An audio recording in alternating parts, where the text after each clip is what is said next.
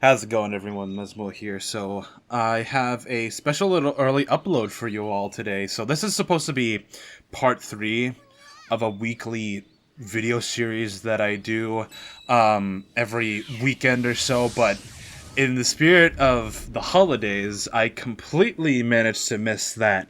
As I'm recording this, the next weekend is actually Christmas weekend, and so since everyone's gonna be out for the holidays, I figured I might as well do an early little upload for you all in celebration of such events. So today I have a very special franchise I want to talk about today. I use the term franchise very, very loosely for a game that only has about two mainline numbered titles as we speak, but so this month, on the 11th specifically, I want to say, Klonoa Door to Phantomile celebrated its 25th anniversary of being released on the PlayStation 1. Now, obviously, the game did see a bunch of re-releases in the form of a remake on the Wii back in 2008, as well as in recent memory, very recent memory, like this year, we saw the release of Klonoa Fantasy Reverie series, which I'm gonna go into later on in this video, but right now, I'm gonna tackle Door to Phantomile, which is... to say it holds up today is quite an understatement. From everything down to its art style, to its control, to how everything just blends in together in such a buttery fashion. But as well as the story as well. Definitely won't want to forget about that, actually. So one of this game's big quirks, right, is that you are a 2D character flinging around 2D enemies. These little kittens called Moos, I believe. I don't know. I haven't played this in so long, but the big thing about this game is you are a 2D character on a 3D plane, which allows you to fling enemies not only from side to side on the X-axis or even the Y-axis, since you can jump to and fro from them, but also on the Z-axis, as you saw earlier. You can shoot them from either into the background or into the foreground to help clear out puzzles. And believe me, this game has its fair share of really simple yet very mechanically deep puzzles. This game will test you in that sort of regard. And then you can just do stuff like that, just fling it right back at the player. But one of the big things, one of the big ones to come in terms of challenges, those little bubbles holding in citizens, like that one you just saw a minute ago, where you collect all of those and you get to open up a secret level after you've beaten the game.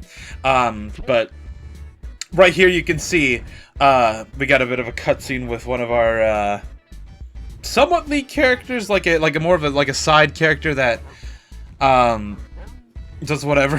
But one of the big things about this game that pretty much everyone and their grandmother knows at this point is that Hideo Yoshizawa, famous for creating the Ninja Gaiden series, or at least directing the first game, utilized his pioneership of creating cutscenes in video games, or at least helping to develop them as a standard for games nowadays, as a means to convey a mechanically rich story that employs not only a lot of characters, but has an ending that simultaneously just punches you right in the face, and then just clips your balls a little with some scissors or something. I don't know. But it's one that struck the hearts of many, not only because of how out of left field it feels. Well, not really out of left field. They kind of hint at it a lot in the game itself, but rather just by how dark it is compared to like the rest of the game as a whole. Like Klonoa as a series like prides itself a lot on this like deep, like if you dive deeper into its like context and the game as a whole, it gets surprisingly really dark with its themes and storytelling, and it's a surprisingly good change of pace from like other mascot platformers at the time. Although, unfortunately, sales-wise, the whole series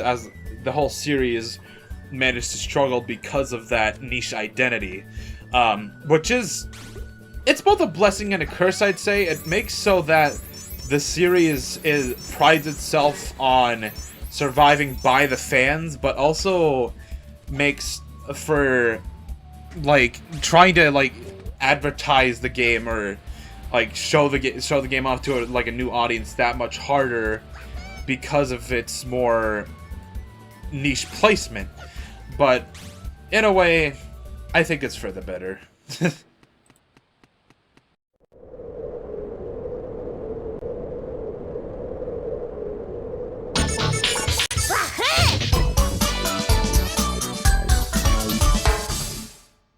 So next up is the Big Kahuna, the big cheese of the series that I personally would call my all-time favorite from it.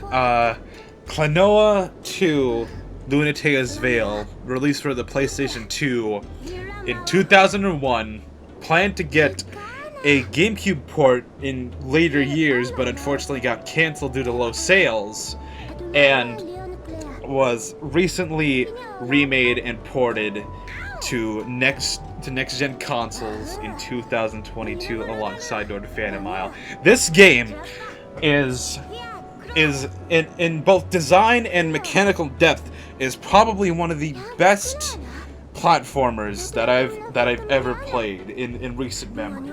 Although it's simple in how it presents itself, like Door to Phantom Isle, like anyone can get into it. It prides itself much more on puzzle solving than I'd say that Door to Phantom Isle does, and has a lot more going for it, both story and character-wise, to show up for it. While Klonoa has that big ending and the dark twists and turns going for it throughout, Klonoa 2 overall I'd say is the much stronger product because of how much it prides itself on these new characters, as well as like just showing itself above Klonoa 1 in basically like almost every single aspect. And although like it's definitely not as popular as Klonoa 1 because of the fact that it didn't come out to as many sales as Klonoa 1 did because of like the big platformer craze of 2001 just kind of like muddying the waters a bit. It still holds a massive Klonoa-shaped part of my heart as the game that showed me, okay, I fucking love this series. So basically the story of this is that Klonoa is stranded in like a brand new island after being sucked out into the Moon Kingdom in the first game, and has to satisfy each of the different kingdoms in order to bring about this Kingdom of Sorrow, which has been basically causing havoc amongst the other kingdoms. And Klonoa is basically like the catalyst for these next couple of events, the one to bring about an end to this era of sorrow for these kingdoms. Like I could be wrong on that, but that's how I took it. And as you can see, Klonoa 2 is a lot more cutscene heavy than Klonoa 1. Somehow, even with it not having as much like supervision from Mr. Yoshizawa himself, from what I can tell, it still is a game that I feel is made much, much stronger by the existence of Klonoa 1.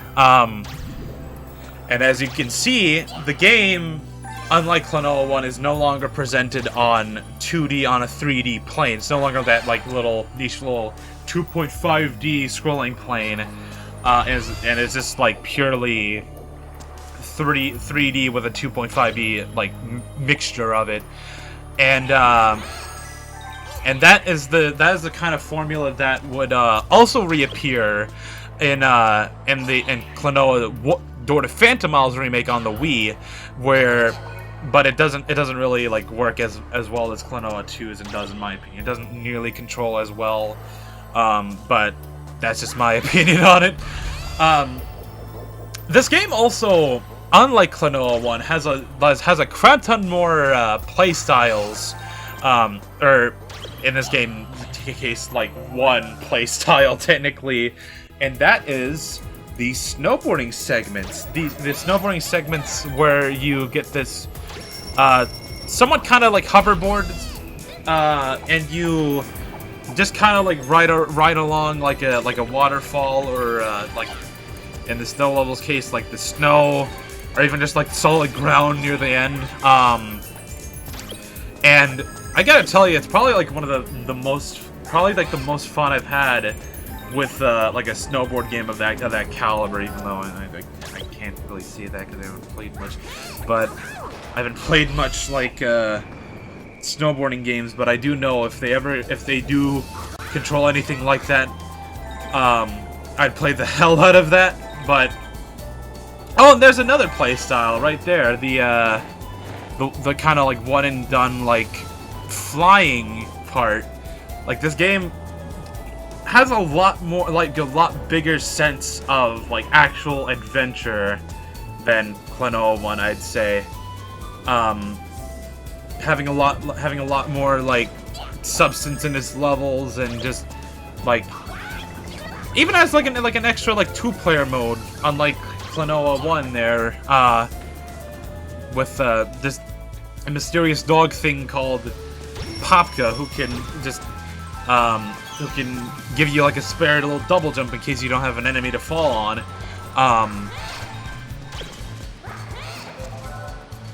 And it's honestly a massive shame that soon after Klonoa 2, you know, this series wouldn't really see too much attention from Namco.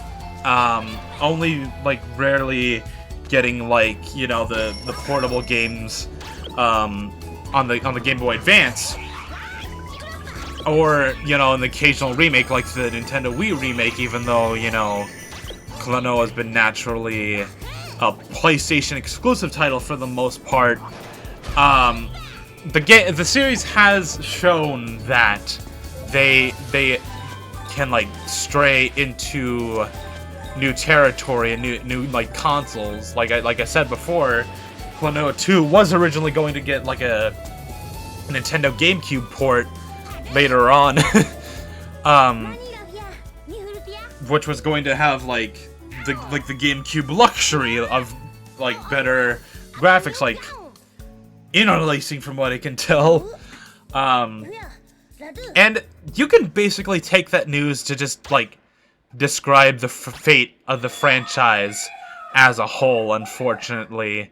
And it's only in recent memory where like fans of pretty much everywhere across the franchise that were basically like, hey, like that one Klonoa 1 advertisement that was like, hey babe, I want Klonoa. You know, I'll probably just show it like on the screen here, but okay, I'll just let this cutscene speak for itself.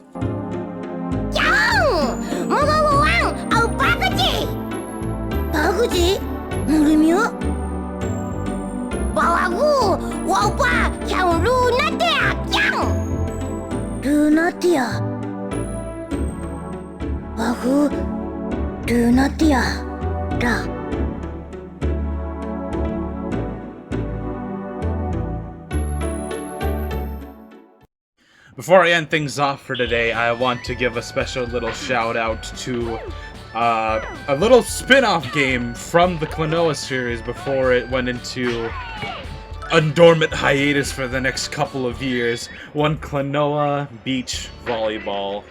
Never would I have guessed that Klonoa, as niche of a little series as it is, would be getting a goddamn sports spin-off title. But it is also incredibly funny that it's also the game where the characters from the Game Boy Advance portable games, at least the main characters, ended up getting official 3D models for the very first time in series history, and it had to be from Klonoa Beach Volleyball. The worst part is, the worst part is about this game, we, in the US, never ended up getting this game. It released on the PlayStation 1 around like 2002 in Japan and in Europe, and subsequently never got released over in the US. It got fully localized in English, but we never got it. And as such, Klonoa's got a little bit of a British, like, Aussie accent as a result of that, possibly because of the localization team. I'm gonna say this right now. The game's like nothing too special. Like outside of a couple of little mechanics, like the special volley, volley attack from like lighting up parts of the opposing team's board. You're basically just playing volleyball. There's nothing really too special about it. There's no like special items. You don't like get like a Mario Tennis, like Mario Super Sluggers style type of game here. It's just old-fashioned volleyball with a bunch of British blokes. And you know what? Another funny thing is, like, even though like this is technically Klonoa's like first English dub, since like most of his other voices have just been in like fictional Phantom Island, this wouldn't be the end of like Klonoa actually having intelligible dialogue, as in the Wii remake of Door to Phantom Island in 2008, he got an English dub voiceover for that game that's set on English by default. And I gotta tell you, it's just not nearly as charming as British Klonoa is. They have like a very older person who I'm sure is like a very good talented actor and whatnot, but they do not fit Klonoa at all. You will never be British Klonoa. But enough about me. I'll just let this game speak for itself. It's just kind of like, it's just Klonoa Beach Volleyball. What do I say about it? What do I say about it? Like at all?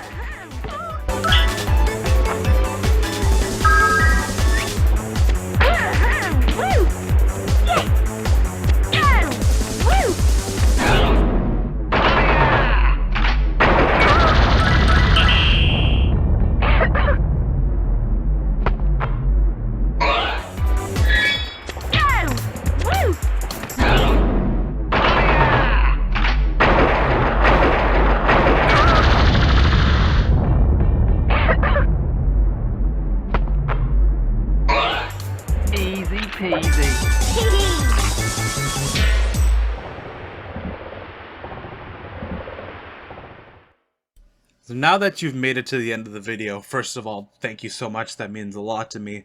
I have decided to bring about a special little rambly section in lieu of the holidays, as well as just how much this series as a whole means to me. So, without further ado, here's Mesmua's Talks Your Ear Off section. So, up on the screen right now, I believe, is a